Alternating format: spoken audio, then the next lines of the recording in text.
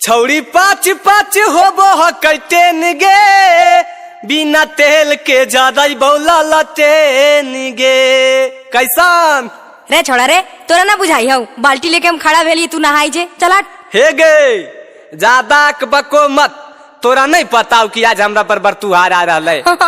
तोरा पर तब 5 साल से बर तू हरा रहा, जल्दी हटबे की मरियौता सालवा से। अच्छा हंसो हिंगे, हंस ले, लेकिन याद रखिया हंसले घर बसो है। मैया गे मैया। की रे काहे ला ते हल्ला कर रहली? जल्दी से तैयार होके जाई ना, कुटुमा आ गेलखिन। आगे तो पहनिए की जे सटवा में रनवा करके धैलिए, लगो कोई झमका के चल दलके।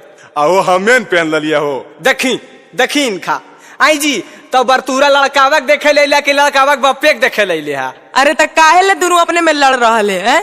अरे जाई ना, दूसर का सटो पहन के चल जो।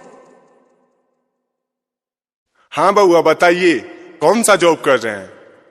अभी हम जॉब कहाँ कर रहे हैं, अभी तो हम पटना में रहकर रेलवे की तैयारी कर रहे हैं। ओहो सॉरी, लगता है हम लोगों को कोई गलत इन्फॉर्मेशन दे दिया है, हम लोग जा रहे हैं।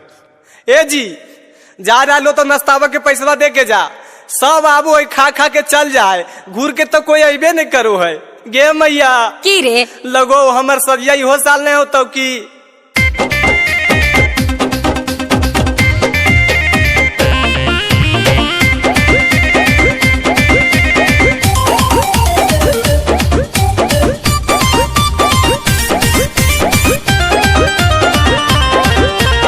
हकै मैया के हमरा में गलती, चाहे जब फेर नया है कलती।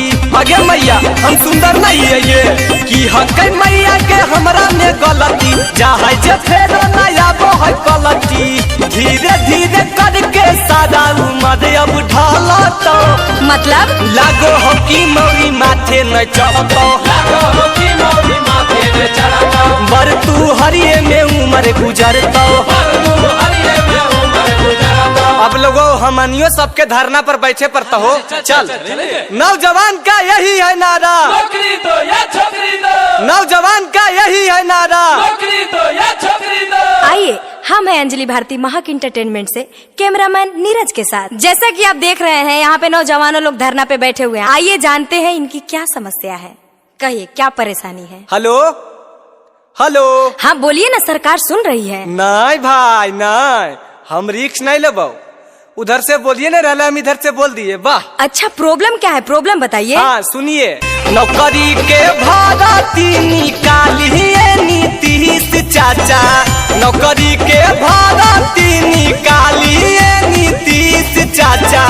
खोजेली दुल्हा सरकारी, सारी लड़की कुंवारी, खोजेली दुल्हा सरकारी, सारी लड़की कुंवारी। अच्छा तो ये दिक्कत है। हाँ यही दिक्कत है।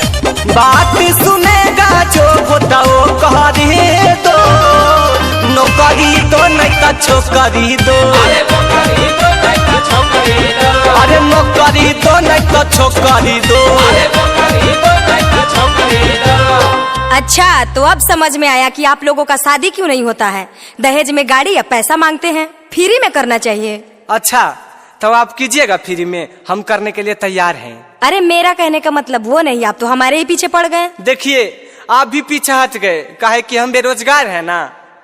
हो गए शादी सबके हमारे है बारी हो गए शादी सबके हमारे है बारी हो। देदा चपरासियों में नौकरी सरकारी हो, देदा चपरासियों में नौकरी सरकारी हो। अच्छा तो रोइए नहीं, माथावा पसवाजी के टोकरी दो। अरे चुप, जे डिमांड है मान। नौकरी दो नहीं तो छोकरी दो, अरे नौकरी तो नहीं तो छोकरी दो, नौकरी दो नहीं तो छोकरी दो, अरे नौकरी तो नहीं तो छोकरी दो। अभी आप देख रहे हैं कि कितना जोर शोर से धरना प्रदर्शन कर रहे हैं लोग। तो आगे समाचार के लिए हमारे इस चैनल